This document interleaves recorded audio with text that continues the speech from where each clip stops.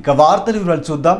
అట్టడుగు స్థాయిలను పటిష్ట న్యాయ వ్యవస్థ ఉండాలన్నారు సుప్రీంకోర్టు ప్రధాన న్యాయమూర్తి జస్టిస్ ఎన్వి రమణ. ఇక న్యాయ వ్యవస్థ మానవీయంగా పనిచేయాలన్నారు. బాధితులు తొలుత వచ్చేది ట్రయల్ కోర్టులకేనని వారిని గుర్తించాలని చెప్పారు. దేశ రాజధాని ఢిల్లీలో national legal services authority NALSA ఆధ్వర్యంలో న్యాయ అవగాహన ప్రచారం కార్యక్రమం జరిగింది. ఈ కార్యక్రమానికి సుప్రీంకోర్టు ప్రధాన న్యాయమూర్తి జస్టిస్ ఎన్వి రమణ ముఖ్య అతిథిగా విచ్చేశారు. మధ్యవర్తిత్వం, లోక్ అదాలత్ను ప్రాచుర్యంలోకి తీసుకురావడంపై దృష్టి సారించాలని ఎన్వి రమణ పేర్కొన్నారు. సుప్రీంకోర్టు, హైకోర్టు అత్యంత స్వతంత్రంగా పనిచేయాలన్నారు. న్యాయమూర్తులందరికీ అర్థమయ్యేలా సాధారణ భాషలోనే స్పష్టంగా తీర్పులు రావాలని తెలిపారు. న్యాయస్థానాల నిర్ణయాలకు సామాజిక ప్రభావం ఎక్కువగా ఉంటుందని అభిప్రాయపడ్డారు. న్యాయ ఉద్యమ ప్రోత్సాహానికి సహకరించాలంటూ రాష్ట్రపతి రామ్నాథ్ కోవింద్, ప్రధాని నరేంద్ర మోదీలకు సీజే ఎన్వి రమణ ఈ సందర్భంగా కృతజ్ఞతలు తెలిపారు. The fundamental mission behind the independence movement was to find a life of dignity and equality for all. The struggles and aspirations of our people shaped our constitution. Sadly, independent India inherited a deeply fragmented society from its colonial past.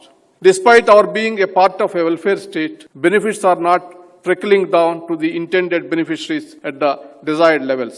People's aspiration about leading a dignified life are often met with challenges, one of them primarily being poverty. This is where awareness campaign launched by NALSA on Gandhi Jayanti Day assumes great importance. సేవే అసలైన మతం అనేది తన ప్రగాఢ విశ్వాసమని ఉపరాష్ట్రపతి వెంకయ్యనాయుడు అన్నారు. నెల్లూరు వెంకటాచలంలో జరిగిన స్వర్ణ భారత ట్రస్టు 20వ వార్షికోత్సవంలో కేంద్ర హోంమంత్రి అమిత్ షాతో కలిసి ఉపరాష్ట్రపతి పాల్గొన్నారు. స్వస్థలానికి రావడం, మాతృభాషలో మాట్లాడటం తనకు ఎంతో సంతోషాన్ని ఇస్తుందని వెంకయ్య తెలిపారు. Agriculture is basic culture of our country, so we have to focus enough attention. Not only government, but all of us in the society, we owe something to the agriculture, to the farming community. అందుకని ఆ కార్యక్రమాల్లో పాల్గొనడం నాకు సంతోషం. మూడవది, the future of the country is youth. So इसलिए ग्रामीण युवकों को यहाँ लाके प्रशिक्षण देके प्रोत्साहन करके और वो बैंक के द्वारा उनको ऋण दिला के जीवन में वो अपने जगह पे खड़े होने का आत्मविश्वास देना ये बहुत जरूरी है. ఈ కార్యక్రమాన్ని యువకులను ఆకర్షించి వాళ్ళకి శిక్షణ ఇచ్చి వాళ్ళకి ప్రోత్సాహం ఇచ్చి వాళ్ళ సొంత కాళ్ళపై నిలబడే విధంగా చేయడం అన్ని సంస్థల యొక్క ముఖ్యమైన ఉద్దేశం కావాలా. దానికి మనందరం సహకరించాలి. శిక్షణ ఇవ్వడం, బ్యాంకుల ద్వారా ప్రోత్సహించడం, వాళ్ళకి ఉద్యోగ ఉపాధి అవకాశాలు కల్పించడం. తర్వాత మరొక ముఖ్యమైన కార్యక్రమం అంటే మహిళలు. ఈ జనాభాలో 50% ఉన్న మహిళలు. స్వాతంత్రం వచ్చిన తర్వాత కొంత పురోగతి వచ్చింది, ఇంకా పురోగతి రావాల్సి ఉంది. చదువు విషయంలో, వాళ్ళకి ఆస్తి విషయంలో, వాళ్ళకి గౌరవ విషయంలో మనం దేశం ఇంకా ముందుకు వెళ్లాల్సి ఉంది. వాళ్ళపైన అత్యాచారాలు జరగకుండా చూడాల్సిన అవసరం ఎంతో ఉంది. వాళ్ళకి కూడా సమాజంలో సమభాగం ఇచ్చే విధంగా మనం తయారు కావడం కూడా महिला साधिकारिता, महिलाओं को पहचान के उनका क्या कौशल्य है उसको प्रोत्साहन करना ये बहुत जरूरी है. कारण क्या है, वो 50% पॉपुलेशन में है. राजनीति में उनको आरक्षण देना अलग बात है, साथ ही साथ संपदा में, फैमिली प्रॉपर्टी में उनको शेयर देना चाहिए. मेरा इच्छा है, मेरा आकांक्षा है. मैं वो दिन भी देखना चाहता हूँ, हो जाएगा जब इस विश्वास है. पुरुष और महिला दोनों को प्रॉपर्टी में ఈక్వల్ రైట్ होना चाहिए. పురుషులకు మహిళలకు ఇద్దరికి ఆస్తిలో సమభాగం రావాలి అనేది నా ఆకాంక్ష. దాన్ని చూడాలనేది కూడా నా ఆకాంక్ష. భారత ఉపరాష్ట్రపతి వెంకయ్యనాయుడుపై కేంద్ర హోంమంత్రి అమిత్ షా ప్రశంసల వర్షం కురిపించారు. ఆయన చేపట్టిన పదవులన్నింటికీ వన్నె తెచ్చారని కొనియాడారు. స్వర్ణ భారత ట్రస్ట్ 20వ వార్షికోత్సవంలో ఆయన పాల్గొన్నారు. 370 ఆర్టికల్ రద్దులో వెంకయ్య పాత్ర మరువలేనిదన్నారు. ఎంత ఎదిగినా మూలాలు మర్చిపోవద్దని, వెంకయ్య ఈనాడు మాతృభూమిని మరవలేదని అన్నారు షా. రైతుల కోసం ఏదో ఒకటి చేయాలంటూ పరితపిస్తున్నారని చెప్పారు. మంత్రిగా అవకాశం వచ్చినప్పుడు గ్రామీణాభివృద్ధి శాఖను ఎంచుకున్న గొప్ప వ్యక్తి అని ఘోషించారు. ఇక విద్యార్థి దశ నుంచి ఎన్నో పోరాటాలు చేశారని, జయప్రకాష్ నారాయణ స్ఫూర్తితో ఎమర్జెన్సీపై గొంతెత్తారని చెప్పారు. జనతా పార్టీ తరపున ఎమ్మెల్యే ఎన్నికయ్యారన్నారు. ఏ కార్యక్రమంలో చేపట్టిన వెంకయ్య ఎప్పుడు రైతులు, మహిళలు, యువత, విద్యార్థుల గురించి ఆలోచించేవారన్నారు అమిత్ షా. ఆయన గురించి ఆయన స్వస్థలంలో మాట్లాడటం తన కోరిక ఇవాళ తీరిందని హర్షం వ్యక్తం చేశారు.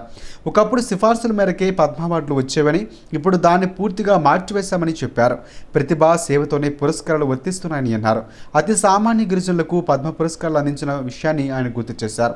కాళ్లకు చెప్పులు లేని వ్యక్తులు కూడా రాష్ట్ర భవన్కు వస్తారని చెప్పారు. तब आइडियोलॉजी का प्रचार प्रसार उसका इम्प्लीमेंटेशन ये महत्तम मात्रा में होते हैं।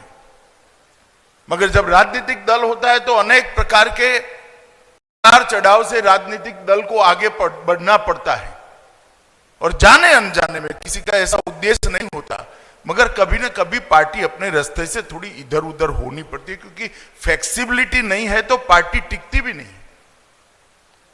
परंतु वेंकैया जी के समय पर जो मैंने कहा बैक टू बेसिक्स, ये वेंकैया जी के समय पर पार्टी ने फील किया। राष्ट्रीय अध्यक्ष का दौरा कैसा हो, राष्ट्रीय अध्यक्ष की अध्यक्षता में कार्यालय कैसे चले, घर से कार्यालय नहीं चलेगा, कार्यालय में से कार्यालय चलेगा। 9 बजे वेंकैया जी का खौफ होता था, स्वयं वेंकैया जी 9 बजे कार्यालय पर आ जाते थे। इतने डिसिप्लिन तरीके से उन्होंने पार्टी को आगे बढ़ाने का प्रयास किया, और उस वक्त बड़ा कठिन काल था पार्टी।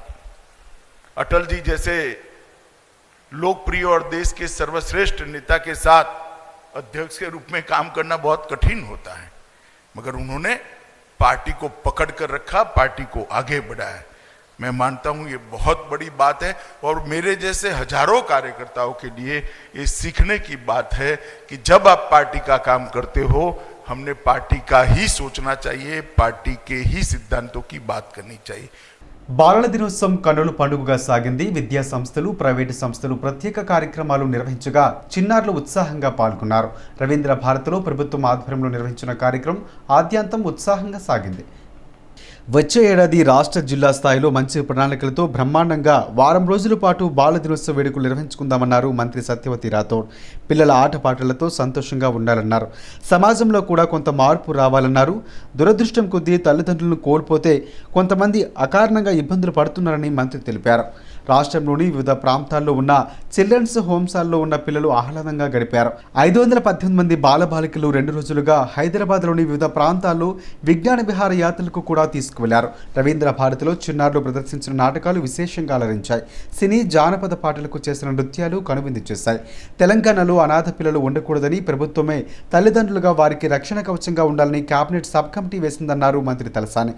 త్వరలోనే ఈ నిర్ణయం అమలు కానుందని మంత్రి చెప్పారు. ఇక ప్రభుత్వం గుండెలో పెట్టుకుని చూసుకుంటుందని అన్నారు. పిల్లల్ని మీరు ప్రిన్సిపల్ సెక్రటరీ గారితో పాటు ఇక్కడ ఉన్నటువంటి మన టీచర్స్ అంతా వారికి తల్లి తండ్రి మనమే అనేటువంటి భావన కలిగినప్పుడే వాళ్ళని బ్రహ్మాండంగా చూసుకోవడానికి అవకాశం ఏర్పడుతుంది. మరి మీకు డిపార్ట్మెంట్కు ఒక తల్లిలాగా సత్యవతి రాథోడ్ గారు ఉండడం కూడా మీ అదృష్టం అని చెప్పి నేను ఈ సందర్భంగా తెలియజేస్తా ఉన్నాను. ఈరోజు ఈ ప్రభుత్వం మిమ్మల్ని గుండెలో పెట్టుకొని చూసుకుంటుందని చెప్పి నేను ఈ సందర్భంగా తెలియజేస్తా ఉన్నాను. భారతదేశంలో ఎక్కడ లేని విధంగా ఈ రాష్ట్ర ప్రభుత్వం, గౌరవ ముఖ్యమంత్రి గారు బాలల రక్షణ, భద్రత, వాళ్ళ సంరక్షణ, వాళ్ళ భవిష్యత్తుకు సంబంధించి అనేక కార్యక్రమాలు చేస్తూనే వాళ్ళకు సంబంధించి అనేక చట్టాలు అవన్నీ సమర్థవంతంగా అమలు కావడానికి తీసుకోవాల్సిన చర్యల గురించి కూడా పెద్ద ఎత్తున ఈ రాష్ట్ర ప్రభుత్వం అనేక కార్యక్రమాలు చేపడతా ఉంది. రాష్ట్రం ప్రగతి పథంలో పురోగిస్తున్న వేళ జరుగుతున్న అభివృద్ధి గురించి గొప్పగా చెప్పుకోవాల్సిన అవసరం ఉందన్నారు వ్యవసాయ శాఖ మంత్రి సింగిరెడ్డి నిరంజన్ రెడ్డి. ఖైరతాబాద్లోని విశ్వేశ్వరయ్య భవన్లో జరిగిన 5వ ఇరిగేషన్ డే కార్యక్రమాన్ని మంత్రి ముఖ్య అతిథిగా హాజరయ్యారు. విశిష్ట ప్రతిభ కనబరిచిన ఇంజనీర్ల కుటుంబాలకు మంత్రి సన్మానించారు. మిషన్ కాకతీయకు సంబంధించి నీటిపారుదల శాఖకు స్కోచ్ అవార్డు వచ్చిన విషయాన్ని మంత్రి ప్రకటించారు. కేవలం తరగతి గదిలోనే నైపుణ్యం రావన్న నిరంజన్ రెడ్డి మనసుతో ఆలోచిస్తే అద్భుతాలు ఆవిష్కరించవచ్చని చెప్పారు. ఎప్పటికీ చరిత్రలో నిలిచిపోయేటువంటి విధంగా వారు స్మరణీయులు కాబట్టి ఎల్లప్పటికీ వారి పేరు ఉండేటట్లుగా మీరు ఆ నిర్ణయం తీసుకోవడం చాలా మంచిదని నేను భావిస్తున్నాను. చాలా సంతోషం అండి. విద్యాసాగరరావు గారు వయసులో నాకంటే సరిగ్గా 20 సంవత్సరాలు పెద్దవారు. వారిది 82వ సంవత్సరం ఇప్పుడు జన్మదినం, నాది 62వ సంవత్సరం మొన్న పూర్తయింది అక్టోబర్లో. కాబట్టి వయసు రీత్యా నేను వారికి అనుభవరీత్యా, వయసు రీత్యా 2 దశాబ్దాలు చిన్నవాడిని. తెలంగాణ ఉద్యమంలో మరి వారు ఒకసారి కేసీఆర్తో కలిసి పనిచేయడం ప్రారంభించిన తర్వాత ప్రత్యేకంగా నీటిపారుదల రంగం మీద దృష్టి పెట్టి తెలంగాణకు జరుగుతున్న అన్యాయాల మీద వారు తెలంగాణ ఆత్మతో, ఒక ఇంజనీర్గా కాకుండా తెలంగాణ ఆత్మతో ఈ జలవనరులకు సంబంధించినటువంటి ఈ దోపిడీని వివరించినటువంటి విధానం అందరినీ ఆకట్టుకున్నట్లే సహజంగా నన్ను కూడా ఆకట్టుకున్నది.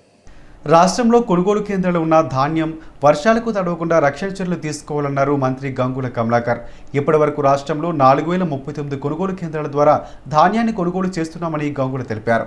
గత ఏడాది ఇదే సీజన్లో నవంబర్ 13 వరకు దాదాపు 8 లక్షల మెట్రిక్ టన్నులు సేకరించామన్నారు. ఈ సీజన్లో నిన్నటి వరకు 1,13,000కు పైగా రైతుల నుంచి 1,510 కోట్ల రూపాయలపై విలువైన 7.71 లక్షల మెట్రిక్ టన్నులు సేకరించినట్లు చెప్పారు. ధాన్యం రవాణాలను ఎలాంటి జాప్యం లేకుండా చర్యలు తీసుకుంటున్నట్లు చెప్పుకున్న మంత్రి వడ్లను ఎప్పటికప్పుడు మిల్లులు తరలిస్తున్నామని వివరించారు. ఈ నవంబర్ కోసం 2,99,310 మెట్రిక్ టన్నుల బియ్యం కేటాయించగా ఇప్పటి వరకు 2,29,231 మెట్రిక్ టన్నుల బియ్యం పంపిణీ చేశామని అన్నారు. రాష్ట్రానికి ఇచ్చిన ప్రతి హామీని దాటవేసే ధోరణిలో కేంద్రం వ్యవహరిస్తుందని చీఫ్ విప్ వినయ్ భాస్కర్ ఆరోపించారు. మోదీ సహా ఎందరు కేంద్ర మంత్రులు కలిసినా రాష్ట్ర ప్రయోజనాలు నెరవేరటం లేదని విమర్శించారు. విభజన హామీలు కేంద్రం నెరవేర్చుకుంటే పోరాడడానికి సిద్ధమవుతామని వరంగల్లో హెచ్చరించారు. మీ పైన వ్యక్తిగతంగా విమర్శిస్తున్నారు, ఖచ్చితంగా మేము ప్రతి విమర్శ చేస్తామంటే మనము మన ప్రాంత అభివృద్ధి కోసం ఓపికతో ఉండాలన్నారు. కానీ ఎప్పుడైతే తెలంగాణ రైతాంగానికి అన్యాయం చేస్తున్నటువంటి సందర్భంలో రైతాంగానికి అన్యాయం జరగొద్దు, రైతాంగానికి అండగా ఉండాలని చెప్పి ఒకే ఒక మా ఇరువురు నాయకులు కేసీఆర్ గారు, కేటీఆర్ గారు పిలిపిస్తే లక్షలాది మంది మొన్న పెద్ద ఎత్తున నిరసన కార్యక్రమం చేయడం జరిగింది. ఈ వేదిక ద్వారా మేము బీజేపీ నాయకులకు కానీ మా పార్టీని కానీ మా నాయకులను కానీ విమర్శించే నాయకులకు హెచ్చరిస్తున్నాం.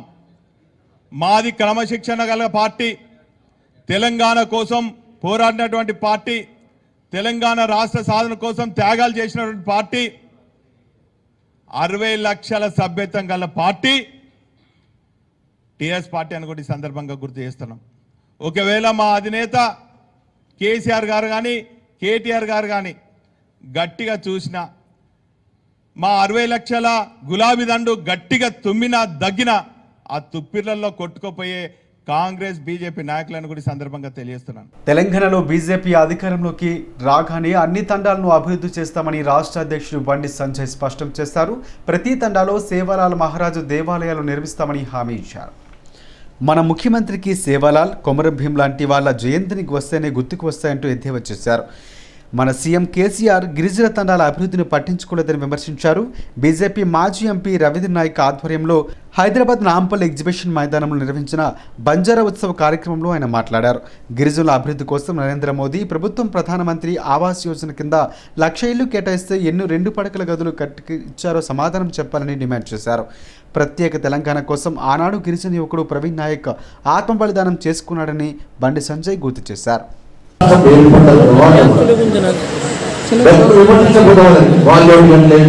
ఇప్పుడు పెట్టడానికి అడ్డంగారు ఇలా బంజారా సమాజం సమాజం అంతా కూడా సేవాలాల్ మహారాజుని పూజిస్తున్నారు. అటువంటి దేవాలయాలను బంజారా తండాల్లో నిర్మించడానికి ఇబ్బందులు వస్తున్నాయంటే దీని నుంచి బయటపడిన అవసరం అనుకుంటుంది. అందుకే మన రంగాన్ని భారతీయ జనతా పార్టీ ప్రభుత్వం 2005లో పక్కన ఎంత రాష్ట్రం తెచ్చుకోబోతుంది. ఏ అనుమానం లేదు. ఏ పత్రాల్లో ఎక్కడ కూడా ప్రతి తండాలో ప్రస్తుతం తీసుకున్న మీకోసం తీసుకున్న నిర్ణయం ప్రతి తండాలో సేవాలాల్ మహారాజు గురించి తప్పకుండా నిర్మించి చరిత్ర తిరగబడుతుంది. అందుకే మోడీ గారు నిన్న సాధించారు. బిర్సా ముండా యొక్క జయంతి పురస్కరించుకొని జాతీయ గిరిజన గౌరవ దినోత్సవం ప్రకటించారు. రోజు వాళ్ళు చేసినటువంటి ఆ స్ఫూర్తి ప్రాంతాలను సందర్శిస్తున్నారు. పార్లమెంట్ లో వారి ఫోటోలు పెడుతున్నారు. వడ్ల కొనుగోలు విషయంలో కేంద్ర రాష్ట్ర ప్రభుత్వాలు బాధ్యతారహితంగా వ్యవహరిస్తున్నాయని ఆరోపించారు పీసీసీ చీఫ్ అధ్యక్షుడు రేవంత్ రెడ్డి. ఇక ఆ 2 పార్టీల మధ్య జరిగిన అవగాహన ఒప్పందం మేరకే ఒకరిపై ఒకరు విమర్శలు చేసుకుంటూ రైతులు ఇబ్బందులకు గురి చేస్తున్నారని మండిపడ్డారు. ధనిక రాష్ట్రమని చెప్పుకునే కేసీఆర్ అన్నదాతల కోసం 10,000 నుంచి 15,000 కోట్ల రూపాయలకు వెచ్చించేందుకు ఎందుకు సిద్ధపడటం లేదని ప్రశ్నించారు. కేంద్రంపై పోరాటం చేస్తున్నామని చెబుతున్న కేసీఆర్ ఢిల్లీలో జంతర్ మంతర్ వద్ద ఎందుకు దీక్ష చేయటం లేదని రేవంత్ రెడ్డి ప్రశ్నించారు. రాష్ట్ర ప్రభుత్వం వరి కొనుగోలు విషయంలో విధి విధానాలు చెప్పడం లేదు, ఆయన కొనడం లేదు అంటుర్రు. నేను ఒక మాట సూటిగా మీ ద్వారా అడగదలుచుకున్నా. కేసీఆర్ ముఖ్యమంత్రిని, నరేంద్ర మోడీని ప్రధానమంత్రిని చేసిన రైతులు పండించిన వరి కొననప్పుడు మళ్ళోసారి వీళ్ళకి ఓటు ఎందుకు వేయాలి? వచ్చేసారి ఓటు వేసినా కేసీఆర్ ముఖ్యమంత్రి అవుతాడు, మోడీ ప్రధానమంత్రి అవుతాడు కదా. ఇప్పుడు ఆల్రెడీ ఆ పదవులలో ఉన్నారు. ఆ పదవులలో ఉన్నప్పుడు కొనుగోలు చేయనప్పుడు ఏం చేయాలి? రైతులు వీళ్ళని తీసి బండకేసి కొట్టాలి. ఇప్పుడు కేసీఆర్ ముఖ్యమంత్రిగా, నరేంద్ర మోడీ ప్రధానమంత్రిగా ఉండి రైతులు పండించిన పంటను కొననప్పుడు, చచ్చిపోతుంటే పట్టించుకోనప్పుడు మళ్ళోసారి ఓటు అడిగే హక్కు ఎక్కడిది వీళ్ళకు? వాళ్ళిద్దరిని తీసి బండకేసి కొట్టాల్సిన అవసరం ఉంది. ఇవన్నీ బుద్ధి లేని వ్యవహారాలు. రైతుల జీవితాలతోని చెలగాటమాడుతున్నారు.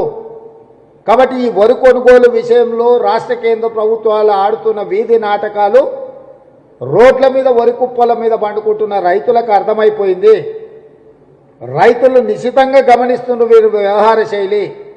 కాబట్టి కాంగ్రెస్ పార్టీ కేంద్రంతో కొట్లాడతావా, కాళ్ళు పట్టుకుంటావా, బయట జబ్బలు జరుచుకొని లోపల పోయి కడుపులో తలకాయ పెడతావా? ఇవన్నీ తెలంగాణ ప్రజలకు అవసరం లేదు. గోహత్యలు ఆపాలని, గోమాంసం ఎగుమతి నిలిపివేయాలని డిమాండ్ చేశారు బాలకృష్ణ గురుస్వామి. గోవును జాతీయ ప్రాణిగా ప్రకటించాలని కోరుతూ చార్మినార్ భాగ్యలక్ష్మి ఆలయం నుంచి ఢిల్లీకి పాదయాత్రగా బయలుదేరారు. सभी भाइयों ने, सभी भारतवासियों ने गणा ने गणा जय माता दिरिसा, जय गौ माता दिरिसा। और अपने गौशाला में 101 गाय का सेवा हो रहा है।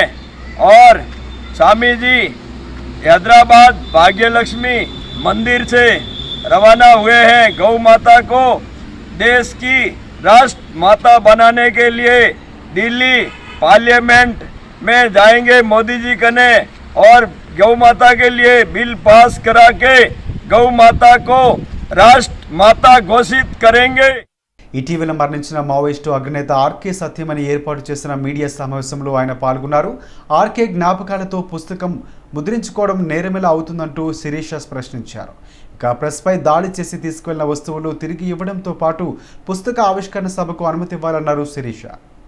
తెలంగాణ ఉద్యమ దశలో మావోయిస్టుల అజెండానే మా ఎజెండా అని చెప్పిన కేసీఆర్ అధికారంలోకి వచ్చాక అన్నీ మర్చిపోయారని సామాజికవేత్త, మానవ హక్కుల సంఘం నాయకులు ఆచార్య హరిగోపాల్ అన్నారు. కనీస మానవీయ విలువలు లేకుండా పోయాయని ఆవేదన వ్యక్తం చేశారు. అంటే రహస్యం ఏం కాదు. మీడియాలో వచ్చినటువంటి మీడియా మిత్రుల దగ్గర ఫోటోలు, పేపర్లో వచ్చినటువంటి ఇంటర్వ్యూలు అన్నింటినీ కూడా నేను కట్ చేసి పెట్టుకున్నాను. బంధుమిత్రుల కమిటీ సహాయంతో నేను ఒక బుక్ తీయాలనుకోవడం నేరమా? దానికి ఈ రాజ్యం ఎంత కుట్ర చేస్తుంది? ప్రెస్ల మీద పడి దాడులు చేసి ఏమున్నది? బుక్కును చూసి భయపడడానికి. చట్ట ప్రకారం చేయండి అని అంటున్నారు కదా, మరి చట్ట ప్రకారం చేస్తున్నటువంటి కూడా వాళ్ళు కాల రాస్తున్నటువంటి సందర్భం. కానీ రాజకీయాలు ఎంత దిగజారినా కనీస మానవీయ ప్రమాణాలని కోల్పోకూడదు. కనీస మానవత్వం. చంద్రశేఖరరావు గారు స్వయాన వాళ్ళ ఎజెండానే మా ఎజెండా అని అన్నప్పుడు మీరు దాన్ని శాంతి భద్రత సమస్య అనుకోలేదు, అది సామాజిక సమస్య, సామాజిక ఆర్థిక సమస్య మీరు అనుకున్నారు కదా ఒక దశలో. కానీ తీరా అధికారానికి వచ్చిన తర్వాత ఇవాళ ముఖ్యంగా తెలంగాణ విషయంలో నేను ముఖ్యమంత్రి గారికి ఒక ఉత్తరం లేఖ కూడా రాశాను. మీటింగ్ పెట్టుకోనివ్వండి, ఇట్స్ ఎ హ్యూమన్ జెస్చర్. అయినా వాళ్ళు మీటింగ్ని పర్మిట్ చేయలేదు. టీ20 ప్రపంచ కప్ ఫైనల్లో ఆస్ట్రేలియా దుమ్ము రేపింది. తొలిసారి పొట్టి ప్రపంచ కప్ను ముద్దాడింది. న్యూజిలాండ్తో జరిగిన ఫైనల్ పోరులో ఆస్ట్రేలియా 8 వికెట్ల తేడాతో గెలుపొందింది. ఫస్ట్ బ్యాటింగ్ చేసిన న్యూజిలాండ్ నిర్ణీత 20 ఓవర్లో 4 వికెట్ల నష్టానికి 172 పరుగులు చేసింది. ఇక కివీస్ సారథి కేన్ విలియమ్స్ 85 పరుగులతో చెలరేగాడు. అనంతరం 173 పరుగుల లక్ష్యంలోకి బరిలోకి దిగిన ఆసీస్ 2 వికెట్లను కోల్పోయి మాత్రమే 18.5 ఓవర్లోనే లక్ష్యాన్ని ఛేదించింది. ఇక మిచెల్ మార్ష్ 77, డేవిడ్ వార్నర్ 53 పరుగులతో వీర విహారం చేశారు. తెలంగాణలో గడిచిన 24 గంటల్లో 23,888 కరోనా పరీక్షలు నిర్వహించగా 105 మందికి పాజిటివ్గా నిర్ధారణ అయింది. ఇక ఈ విషయాన్ని వైద్య ఆరోగ్య శాఖ వెల్లడించింది. ఒక్క జిహెచ్ఎంసీ పరిధిలోనే 59 కొత్త కేసులు నమోదు కాగా రంగారెడ్డి జిల్లాలో 10 కేసులు నమోదు వచ్చాయి. అదే సమయంలో 106 మంది కరోనా నుంచి కోలుకోగా ఎవరూ మృతి చెందలేదని వైద్య ఆరోగ్య శాఖ పేర్కొంది. అటు ఏపీలో గడిచిన 24 గంటల్లో 32,630 కరోనా పరీక్షలు నిర్వహించగా 208 మంది పాజిటివ్గా నిర్ధారణ అయింది. అత్యధికంగా చిత్తూరు జిల్లాలో 53 కొత్త కేసులు నమోదు కాగా కృష్ణా జిల్లాలో 32, గుంటూరు జిల్లాలో 19, నెల్లూరు జిల్లాలో 18 కేసులు వెల్లడయ్యాయి. అత్యల్పంగా కర్నూలు జిల్లాలో 4 కొత్త కేసులు గుర్తించారు. అదే సమయంలో 247 మంది కరోనా నుంచి కోలుకోగా 3 మరణించారు.